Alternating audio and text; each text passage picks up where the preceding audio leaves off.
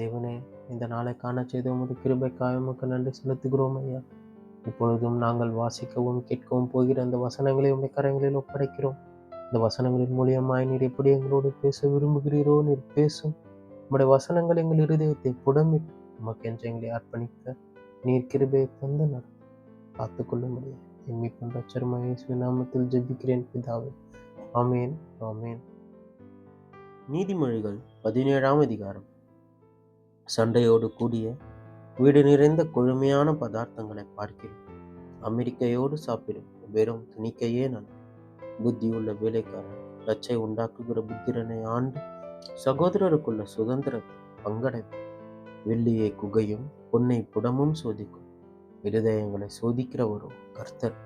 துஷ்டன் அக்கிரம உதடுகள் சொல்வதை உற்று கேட்கிறான். பொய்யன் கேடுள்ள நாவுக்கு செவி கொடுக்கிறான். ஏழையை பரியாசம் பண்ணுகிறவன் அவனை உண்டாக்கினவரை நிந்திக்கிறான். ஆபத்து குறித்து கழிக்கிறவன் தண்டனைக்கு தப்பான். பிள்ளைகளின் பிள்ளைகள் முதியோருக்கு கிரீடம். பிள்ளைகளின் மேன்மை அவர்கள் பிதாக்கள். மேன்மையானவைகளை பேசும் முதடு மூடனுக்கு தகாது. பொய் பேசும் முதடு பிரபுவுக்கு எவ்வளவேனும் தகாது. பரிதானம் வாங்குகிறவர்களின் பார்வைக்கு அது ரத்தினம் போல் இருக்கும். அது நோக்கும் திசையெல்லாம் காரியம் வாய்க்கும். குற்றத்தை மூடுகிறவன் சிநேகத்தை நாடுகிறான். கேட்டதை சொல்லுகிறவன் பிராண சிநேகிதரையும் பிரித்து விடுகிறான். மூடனை 100 அடி அடிப்பதை பார்க்கிறோம்.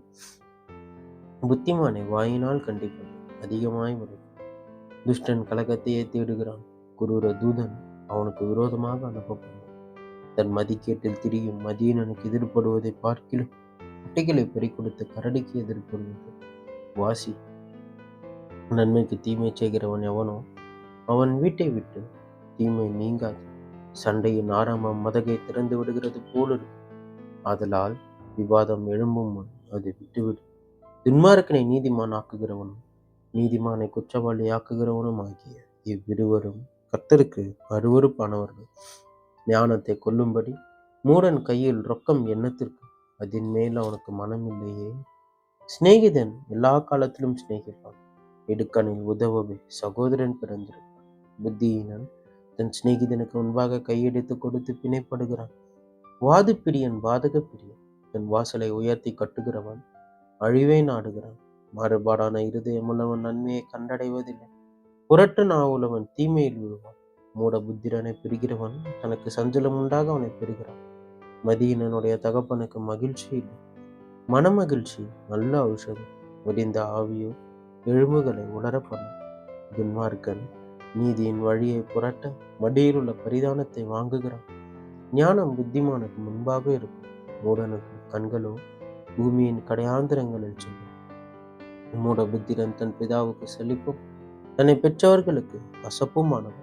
நீதிமானை தண்டம் பிடிக்கிறதும் நியாயம் செய்கிறவனை பிரபுக்கள் அடிக்கிறதும் தகுதி அல்ல. அறிவாளி தன் வார்த்தைகளை அடக்குகிறான். விவேகி குளிர்ந்த மனம் பேசாதிருந்தால் மூடனும் ஞானவான் என்று எண்ணப்படும். தன் உதடுகளை மூடுகிறவன் புத்திமான் என்று எண்ணப்படுவான் என்பதே. ஆமேன், ஆமேன். இப்பொழுது வாசித்த கேட்ட இந்த வசனங்களுக்காக உமக்கு நன்றி செலுத்துகிறோம். ஒவ்வொரு நாளும் உமது வசனங்களை கேட்கவும் அதன்படி நடக்கவும் இன்னும் அந்த கிட்டி சேரவும் எங்களுக்கு நீர் கிருபையை தந்து நீர் நடத்தும் ஐயா. நீர் எங்களோடு இரு. நாள் முழுவதும் உடைய கிருபை எங்களை தாங்கி கொண்டு நாங்கள் உம்மை பற்றி கொண்டு எப்பொழுதும் உம்முடைய சமூகத்தில் தரித்திருக்கிறவர்களாய் மாற்றி எங்களை நீர் நடத்தும். நீர் ஆசீர்வதித்து காத்து பாதுகாத்து கொண்டு இயேசுவின் நாமத்தில் ஜெபிக்கிறேன் பிதாவே. ஆமேன், ஆமேன்.